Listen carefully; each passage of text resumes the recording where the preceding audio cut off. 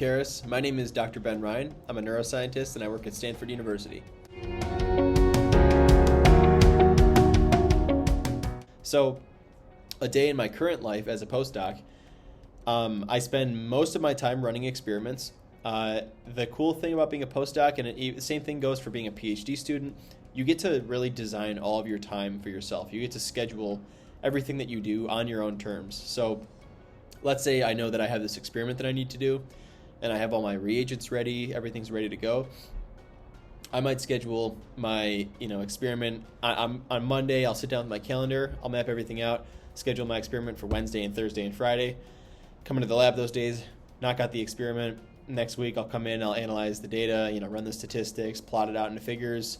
And then, this is just constantly happening on a cyclical level where you have a set of experiments you need to run, you conduct those experiments, you get a result, and then from there you decide what next. This is really how science is conducted. So on any given day, to answer the question of what my day might look like, I'm either planning an experiment, running an experiment, or interpreting an experiment.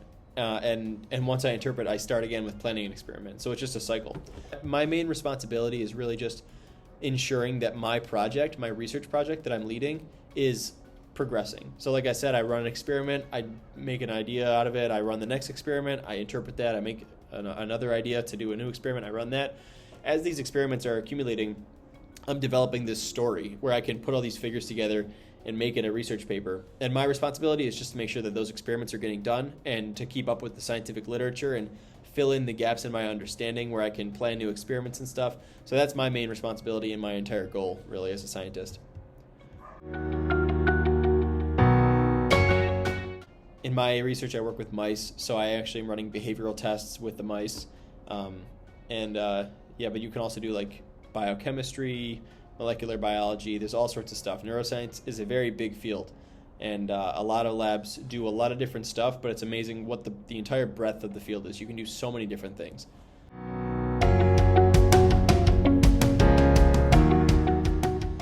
I really love the freedom of this job. I love how I'm able to plan my own days.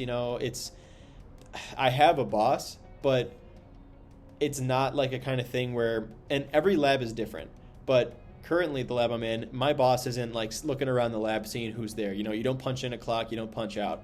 You go in when you need to, and every couple weeks or every couple months, you present all the results that you have and all the new data you have to your boss.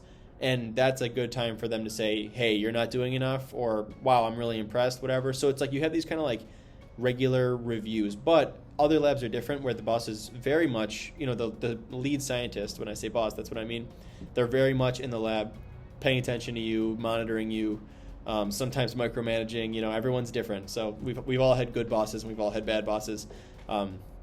So one lab doesn't really represent all labs.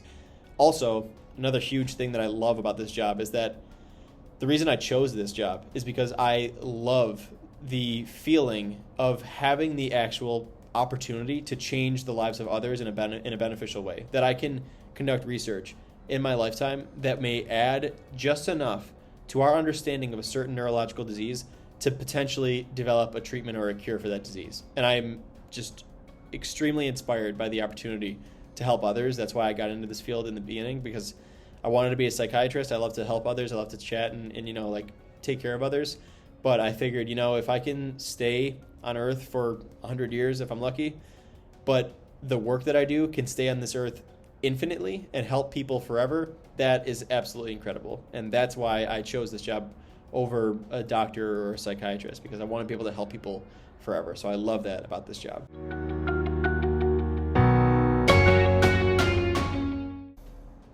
It's extremely difficult. You need to be good at a lot of things.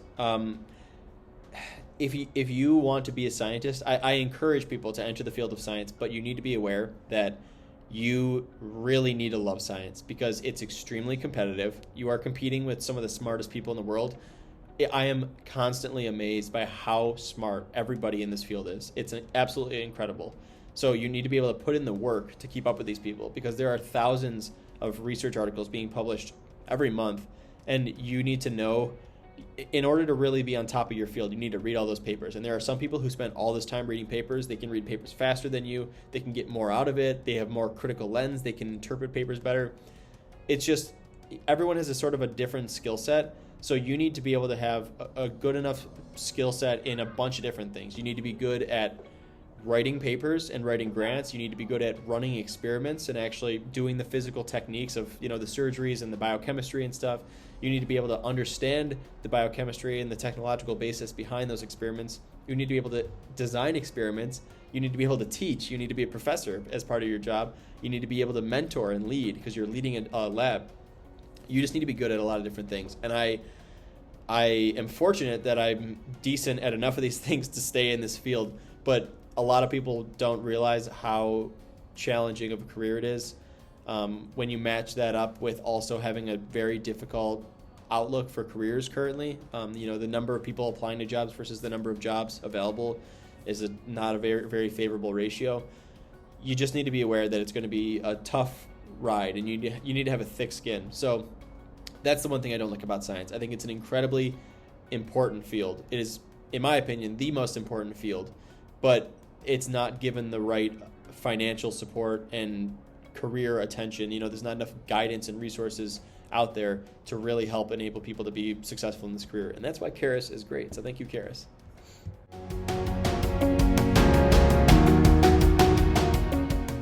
Extremely variable. I try to work, I always try to work at least 40, just because if I don't, I feel bad. Especially when I'm governing my own schedule and my own hours. If I don't work 40 hours a week, I'm like, I just gave myself those couple hours off or whatever. I gave myself a vacation this week, and I shouldn't have. I didn't deserve it. I didn't work hard enough. But typically in science, most people will work. If you're working 9 to 5 Monday through Friday, you're lucky. A lot of labs go like pretty hardcore. Sometimes people work like 8 a.m. to 8 p.m. Sometimes people work that schedule 7 days a week. I've heard people say that they haven't taken days off in years. It's a very intense field and a very intense career. And that's another downside, is that there's this kind of like intense work culture in science that doesn't really need to be there.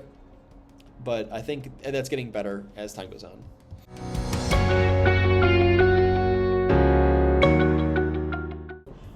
I'm in a very unique position personally doing science communication. So on TikTok, I have like 400,000 followers right now, and I'm really hoping to grow that and continue to use that as a sort of a marketing platform for my own science, where I can share my science with, everyone that's following me, not whether or not they're scientists, but also by sharing it with others who are following me who are actually scientists. I'm hoping that that'll help me recruit scientists to my lab and connect with others in the field. So I have a really strange and unique position that I'm in, but if I weren't in that position, how would I plan to grow and develop my career would definitely be to network with others and just put the time in.